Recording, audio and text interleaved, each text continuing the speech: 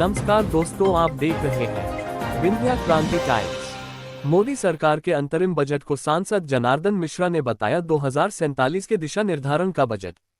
सांसद जनार्दन मिश्रा ने कहा कि अपने संसदीय कार्यकाल में मुनगा का पेड़ न लगा पाने की इच्छा रह गई अधूरी। मोदी सरकार के द्वारा पेश किए गए अंतरिम बजट को लेकर आज रीवा सांसद जनार्दन मिश्रा ने कहा कि ये नरेंद्र मोदी के विकसित भारत 2047 को आगे बढ़ाता है और अगले 23 वर्षों के लिए दिशा निर्धारित करने वाला बजट है। मोदी सरकार के कार्यकाल में किए गए विकास कार्यों की गाथा सुनाते हुए सांसद जनार्दन मिश्रा ने हवाई अड्डा के निर्माण और रेल बोगियों के बढ़ने को विकास बताया है। उन्होंने ये भी कहा कि ये चुनावी लुभावना बजट नहीं है, ये बजट देश हितैषी है जो आने वाले 23 वर्षों का दिशा निर्धारण करेगा। सबसे पहले मैं आप सबका अपने निवास पर स्वागत करता हूं और आप सबको इस अंतरिम बजट जो केंद्र सरकार का प्रस्तुत हुआ है लोकसभा में, उसके संबंध में जानकारी के देने, अपनी बात रखने के लिए आपको यहाँ आमंत्रित किया है। मित्रों, यह बजट अंतरिम बजट प्रधानमंत्री नरेंद्र मोदी जी के विकसित भारत 47 के आगे बढ़ाता है। अगले 23 वर्षों के लिए दिशा निर्धारित करता है, जब भारत स्वतंत्रता की एक शताब्दी मनाएगा। यह बजट पिछले वर्ष के आधार पर बनाया गया है, जो मोदी सरकार के सबका साथ सबका विकास के आदर्श के अनुरूप गरीब, युवा, अन्नदाता और नारी को शामिल करता है। बजट में भारत की G20 की अध्यक्षता के वर्ष के दौरान मोदी सरकार जी द्वारा किए गए कार्यों को रेखांकित किया गया है। सार्वजनिक निवेश को प्रोत्साहित करने, धीरे धीरे पूंजीगत व्यय की वृद्धि और लक्षित सार्वजनिक सेवाएं प्रदान करने के लिए राजकोषीय समेकन का, इसमें राजकोषीय घाटा विशेष रूप से 5.1% है का अनुमान है, जो पिछले वर्ष 5.9% था और सरकार ये प्रयास कर रही है कि ये 4.9% से भी कम स्थिति में आ जाए।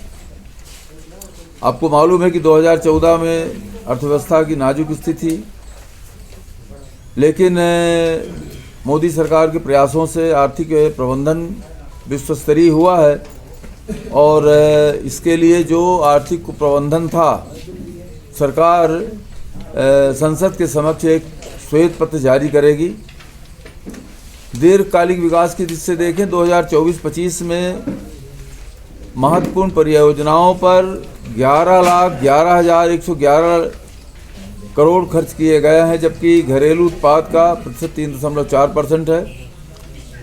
2013-14 में यूपीए सरकार में जो इस वर्ष 11,11,000 करोड़ रुपए आवंटित किया गया है, उस समय वो केवल 2,57,641 करोड़ रुपए था। बुनियादी ढांचे को मजबूत करने के लिए आप देख रहे हैं कि हवाई अड्डे की संख्या दुगनी हो गई है। इस समय 149 हवाई अड्डे हैं, जबकि रीवा में को भी इसकी सौगात मिली। रीवा में भी एक हवाई अड्डा आपके सामने है। इस तरह से रेल की जो सामान्य बोगियां हैं, उनको वंदे भारत बोगी का स्ट्रक्चर बनाने के लिए 40,000 बोगियों, इस तरह से वंदे भारत की बोगियों के समान तैयार की जाएंगी। ललितपुर सिंगरौली रेलवे लाइन के लिए भी 635 करोड़ 77 लाख रुपए आवंटित हुए हैं। रीवा सतना के बीच 18 किलोमीटर के जो दोहरीकरण का काम शेष है, उसके लिए भी 40 करोड़ रुपए आवंटित हुए हैं, जिससे पूरा कार्य प्रभावी संपन्न होगा। 34 लाख करोड़ रुपए डायरेक्ट डीबीटी के माध्यम से हस्तांतरित किए गए हैं और इससे भारत सरकार का 2,70,000 करोड़ की बचत हुई है। अब ये 34 लाख करोड़ के बारे में आप कह सकते हैं, जिस समय एक प्रधानमंत्री जी थे वो कहते थे कि हम 1 रुपये भेजते हैं 15 पैसे मिलता है। आज अब 100% वो पैसा मिल रहा है। आगे प्रधानमंत्री आवास ग्रामीण को भी 2 करोड़ घर फिर से नए मकान बनाने का संकल्प लिया गया है। मोदी जी की सरकार में महिलाओं के सशक्तिकरण का काम हुआ है और ये पीएम आवास जो बने हैं, उनमें से 2 करोड़ 40 लाख घर में 26% तो पूरी तरह महिलाओं के नाम पर हैं और 70% संयुक्त रूप से पति पत्नी के नाम पर हैं। SHG सेल्फ हेल्प ग्रुप के माध्यम से 9 करोड़ महिलाओं को जोड़ा गया है। उनमें से पहले संकल्प था कि 2 करोड़ लखपति दीदी बनाएंगे, लेकिन 1 करोड़ लखपति दीदी बन जाने के बाद अब ये इस नए बजट में 3 करोड़ लखपति दीदी बनाए जाने का संकल्प लिया गया है। ये बच्चियों को जो सर्वाइकल कैंसर की बीमारी है, इसके वजह से बहुत ही बड़ी विपत्ति का सामना करना पड़ता है उनको। सिर्फ 9 से 14 वर्ष तक के बच्चियों को टीकाकरण प्रावधान किया गया है। आयुष्मान कार्ड जो अभी 5 लाख रुपए का बनता है, उसमें उसकी थोड़ा पैमाने को वृद्धि किया गया है। उसमें आशा वर्कर, आंगनवाड़ी कार्यकर्ता और सहायिकाओं को भी शामिल किया गया है। किसान कल्याण के लिए मोदी जी की सरकार 11 करोड़ 80 लाख किसानों को प्रत्यक्ष सहायता दे रही है। डिजिटलीकरण के इलेक्ट्रॉनिक माध्यम से 1361 मंडियों को का एकीकृत किया गया है। नैनो DAP जैसे नैनो यूरिया, इस तरह से नैनो DAP को प्रोत्साहित किया गया है। इसके लिए आत्मनिर्भर तिलहन योजना लाई जा रही है। डेयरी के विकास के लिए गोकुल मिशन को सफल बनाया जा रहा है। मत्स्य पालन के लिए अलग से मंत्रालय बनाया जाएगा और 5 एक्वा पार्क की स्थापना की जाएगी। मोदी जी ने COP 21 में, COP 25 में 5 लक्ष्य लग करके 5 सतत विकास और पर्यावरण लक्ष्यों को प्राप्त करने का जो लक्ष्य दुनिया के सामने रखा था, उसमें से नवीकरणीय ऊर्जा के माध्यम से 50% ऊर्जा क्षमता विकसित करना था। उसमें 43.9% का लक्ष्य हम प्राप्त कर चुके हैं। रामलला की प्राण प्रतिष्ठा के समय मोदी जी ने सूर्योदय योजना की शुरुआत की घोषणा की थी। बजट में ये प्रावधान किया गया है कि 1 करोड़ घरों में सोलर पैनल लगाया जाएगा, जिससे हर व्यक्ति को हर परिवार को 12 से 18 हज़ार रुपये की बचत होगी और जो एक्स्ट्रा बिजली बचेगी उसको किसान वो परिवार बेच भी सकता है। रोजगार सृजन के संबंध में औसत आय, हर भारतीय की औसत आय में 50% की वृद्धि हुई है। मुद्रा योजना में 43 करोड़ ऋणों को स्वीकृत किया गया है। उसमें 22 लाख 50 हज़ार करोड़ रुपए आवंटित किए गए हैं। Startup India, startup credit guarantee योजना, फंड ऑफ फंड्स के माध्यम से युवाओं को रोजगार दाता बनाया गया है। निजी क्षेत्रों में अनुसंधान और नवाचार बढ़ाने के लिए निजी क्षेत्रों को भी 50 साल ब्याज मुक्त ऋण का 1 लाख रुपए का कोष स्थापित किया जाएगा। पारदर्शिता हमारी सरकार की, मोदी सरकार का एक मॉडल रहा है और पहले जो काम 13-14 में 90 दिन में हुआ करते थे क्लियरेंस, आज वो 10 दिन में हो रहा है। GST संग्रह है 17-18 से 23 की अवधि में बढ़ा है। राज्यों को जो नुकसान मुआवजा देना था उसमें भी संघवाद की दृष्टि को अपनाते हुए 1,22,000 करोड़ रुपए की वृद्धि की गई है और दिया गया है। और SGST जो राज्य का GST है उसमें 1,22,000 करोड़ रुपए की वृद्धि हुई है। बड़े प्रोजेक्टों की बात छोड़िए, मैं तो मुनगा हर घर में हमारे मन में था कि कुपोषण दूर हो और उसके लिए मैं चाहता था कि हर घर में एक मुनगे का पेड़ बने तैयार हो। 80 लाख पेड़ तैयार हो रहे हैं। लगभग 2.5 लाख पौधे वितरित किए गए थे। तो वो मन में एक तड़पन है कि काश अगर हम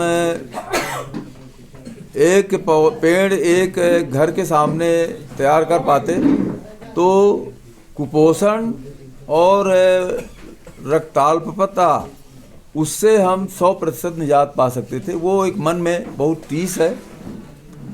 और दूसरा बाकी रीवा से मिर्ज़ापुर रेलवे लाइन, वो कोविड की वजह से जो उसका एक कार्यक्रम में माने एक कार्य योजना बनी थी वो पूरी नहीं कर पाए।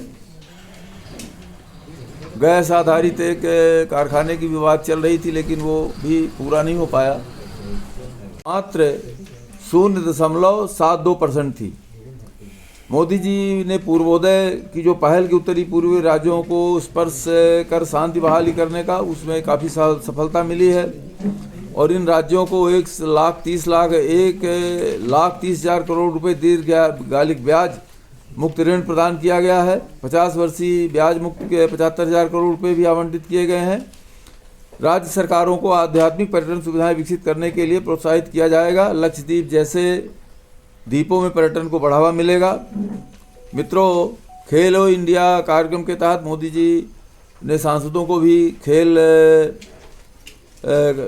सांसद क्लब के माध्यम से खेलों को प्रोत्साहित करने का लक्ष्य दिया गया था।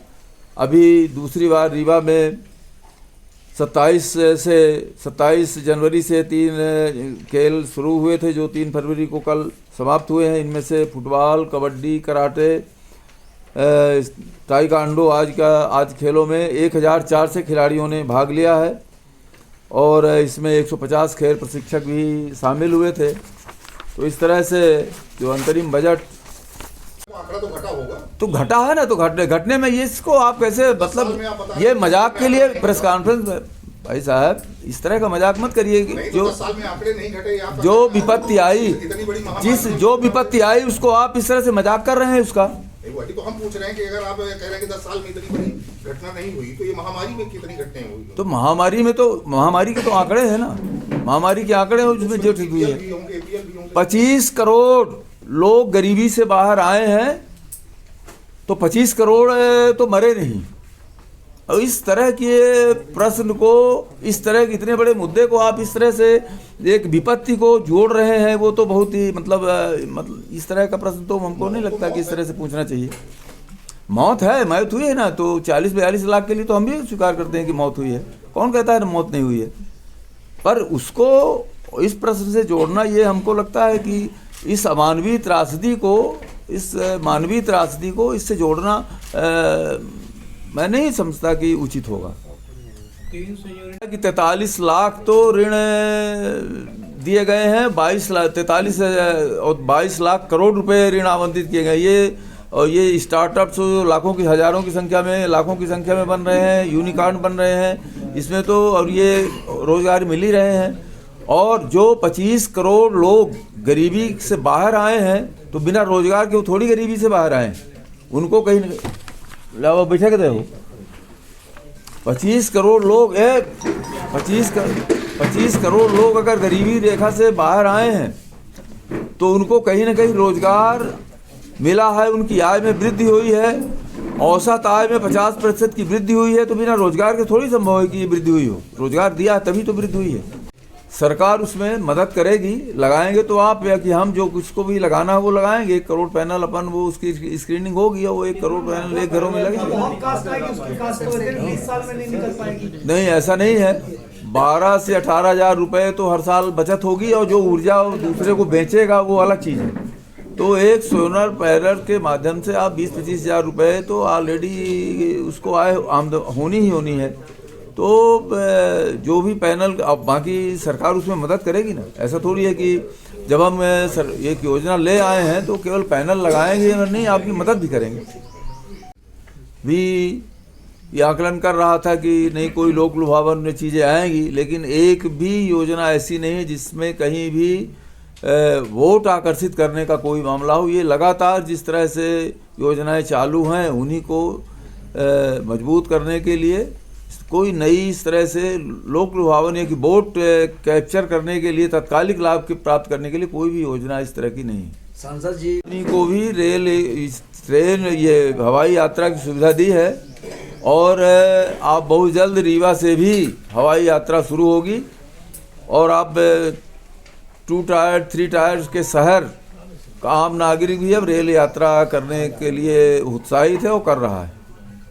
रूपरेखा उसकी जो मुख्य तथ्य थे वो मैंने आपके समक्ष रखने का प्रयास किया है। अब आप में से कोई आदरणीय पत्रकार बंधुओं, देश के अंतरिम आम बजट पर माननीय सांसद जी आप सब